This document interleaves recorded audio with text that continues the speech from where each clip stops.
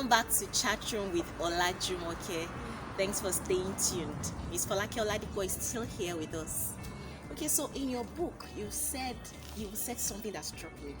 You said your confession and your goals were in alignment.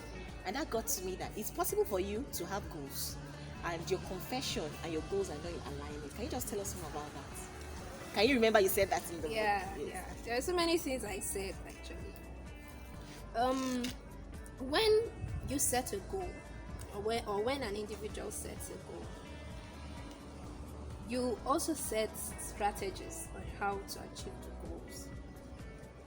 But where a lot of people get it wrong is that they tend to confess against the goal, not for the goal. Confess against the goal, not for the goal. Yes.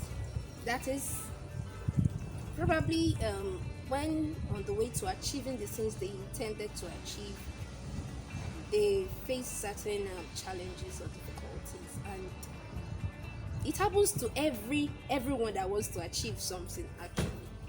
So at a point where they were faced with challenges, they will be discouraged.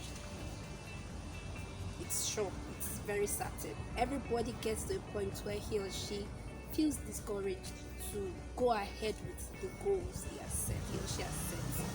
So at that point also, that person might be tempted to declare the negative.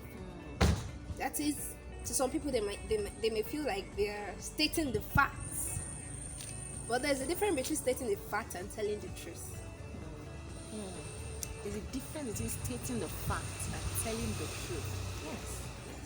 So I choose to tell the truth rather than state the fact. I say the truth. What is the truth? I want to achieve this and it will be achieved. Not because of anything, but because whatever I set my mind to, according to the power that God has given to every human, I can achieve it. So no matter the challenge I face, no matter the difficulty I face, I'll still achieve it because He has given me the ability. So when I face those things, even when I'm tempted to speak contrary to my goal or my achievement, I still with the truth. I state the truth. Deep stuff. Okay, still in that line, you said you thrive maximally when challenged. Can you tell us more about that also? Oh, you want to know more about me Yeah, then? yeah, because me, I'm learning a lot and I know other people are learning too. Oh, right. That's cool. Okay, at the point where I experienced the challenge in school, in secondary school, and I failed, I got to know that at that point I could get back on my feet with little or no motivation from the outsider around me.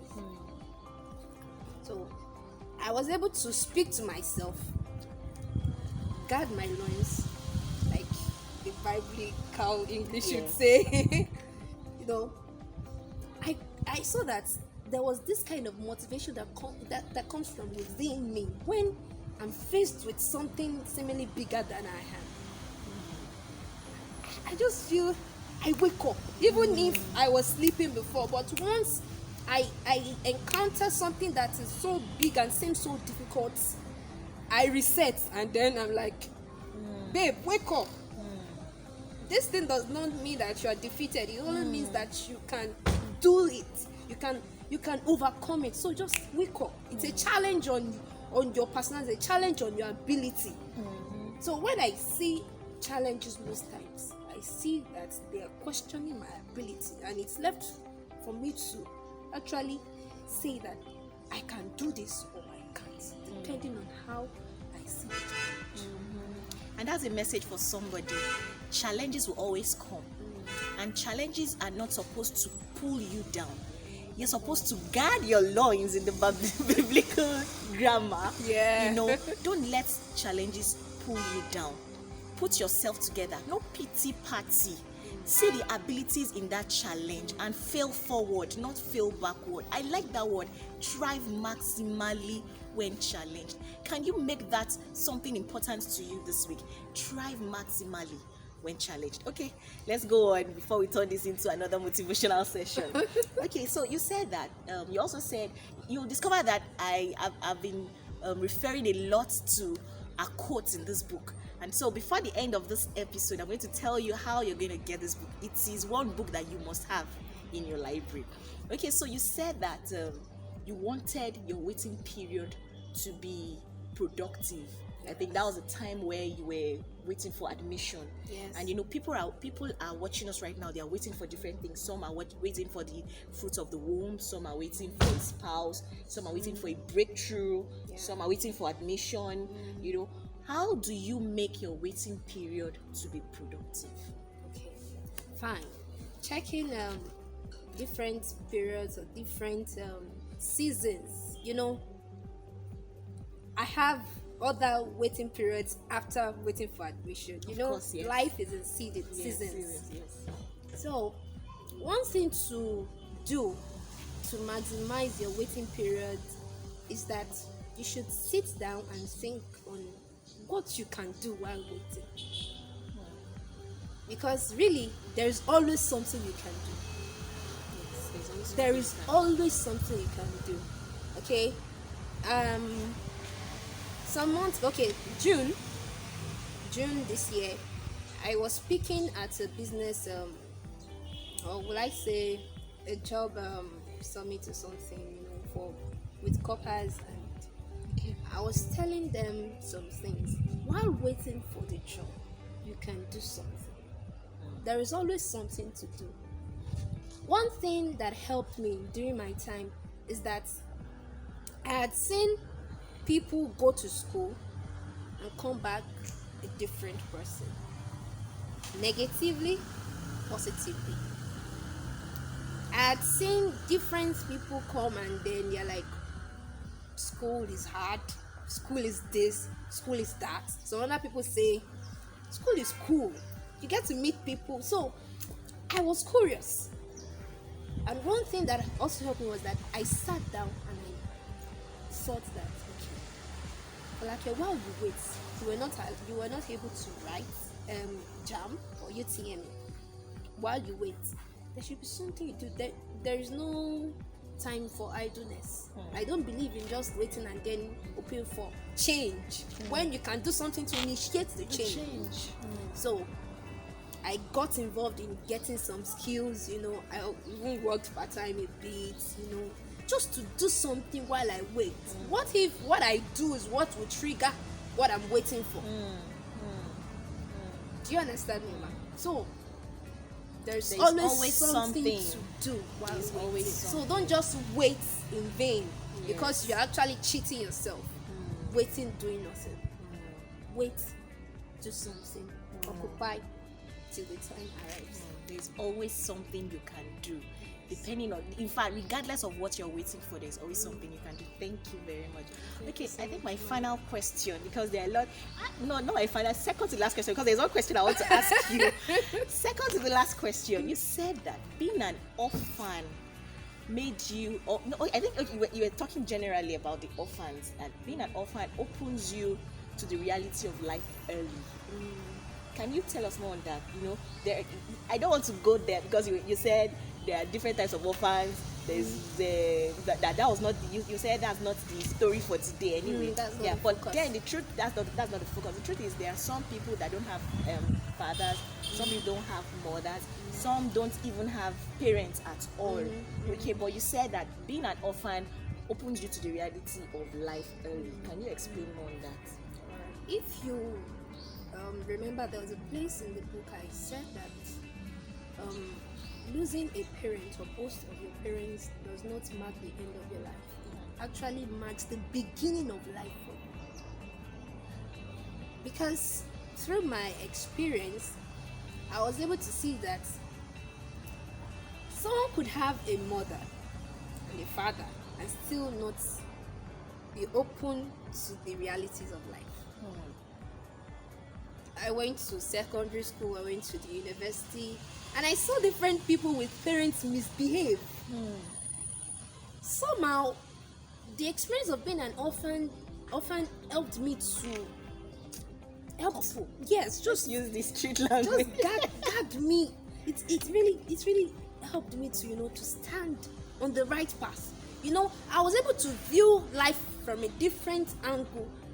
I saw, okay, this, I saw that. Then I was left with the choice to make which path to choose. I began to observe things, things that a child with parents could not really observe, and then I would say the experience made me more of a thoughtful child. I would see situations, think about them, brood over them. And from those brooding times, I was able to pick wisdom from those experiences. So, like I said, it opens you up to seeing life from a different perspective.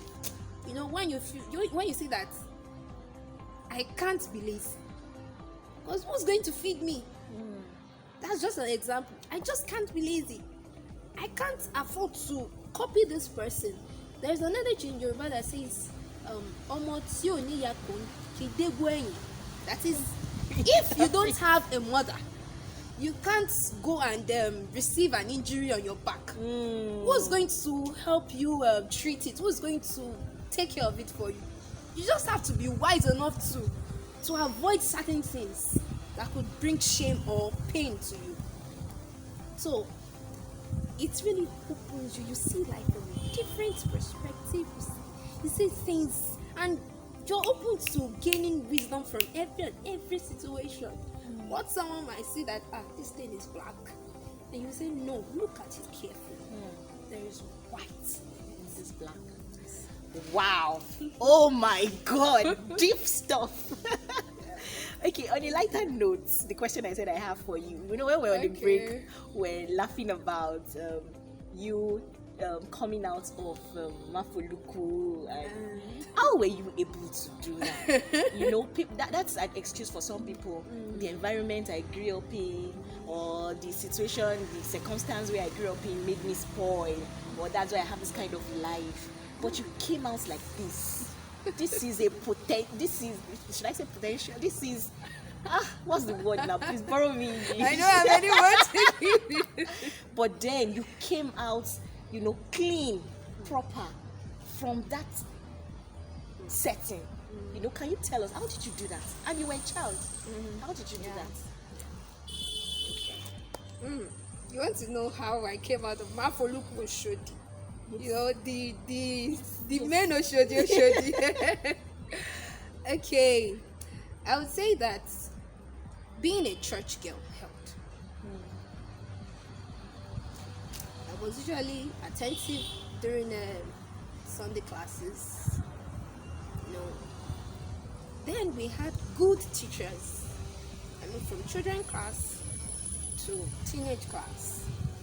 While I was in secondary school, I was in teenage class, and then the teachers would come and then teach us different things from the Bible, encouraging words on association, words on different things, basic truths one should follow in life. And they were also teachers that were available to answer your questions. They were quite close. I can't forget all of them. There are about 4 different points. And also my pastor then would say that you don't have to allow the environment to define you. He would really he really served as a source of motivation for me at that stage of my life. He would say, just because you were born and brought up in Oshodi does not mean you should think like those who were born and brought up in Oshodi. Wow, loud it. So it was something I grew up with. It was a mentality I grew up with. I was attending Mafoluku Grammar School, but I was seeing myself beyond Mafoluku Grammar School. I lived in Oshodi, but I saw myself beyond Oshodi. I began to imagine myself on a global platform, though I didn't know exactly what I would be doing there. I began to say to myself, I cannot be small, I cannot be poor. Though we were not having so much to eat at that point. But church really, really helped me. sorry to put this in, but I'm very unapologetic about this. I'm very, very unashamed about this. Church was really helpful. Godly teachings, the right kind of inspiration and motivation helped me. So I was seeing myself beyond Mafuliko Oshodi. And I know I've not gotten anywhere yet, because you're still going to hear about Volake very loud. Very loud. Wow. Okay, so this is the question. What do you see, or how do you see yourself? She saw herself in a different platform, or she saw herself in a different way, even though she was in that background. So how do you see yourself? With that, we have come to the end of this week's episode of Chat Room with Olajimoke, but we cannot conclude this without talking about defying the odds. This is all about defying the odds. The whole interview, the whole question, and everything that I've said so far was from defying the odds. And so you need to get this book in your library. And so she's going to tell us how you're going to get this, how our viewers can get the book, the soft copy, the hard copy. Yes, how they can get it. Okay. Very soon it's going to be on Okada Books and also on Amazon. But if you're willing to get it before it's available on those platforms, you can send an email to folakeoladipo1007@gmail.com. Send email to folakeoladipo1007@gmail.com, or you can contact me on WhatsApp or my Facebook timeline. I have my Facebook ID as Oladipo Folake, and We'll put those and on IG out. as Folake Oladipo. And if you need someone to talk to, or this my story really inspires you and you need one-on-one session, I'll be free and gracious to attend to you. You can get my contact from her personally, and you have what you want. Okay, all the informations are rolling on your screen right now. Contact her to get the book. Thanks for being a part of this insightful episode of Chat with Olajimoke. In fact, I can't get over this anytime soon. It's a pleasure, ma. Thank you for coming. We appreciate you. Thanks for dishing out knowledge. Thank you, God ma. bless you. Amen, and you too. Yeah, till we see you again next time. Don't forget to keep keeping it real. Bye bye.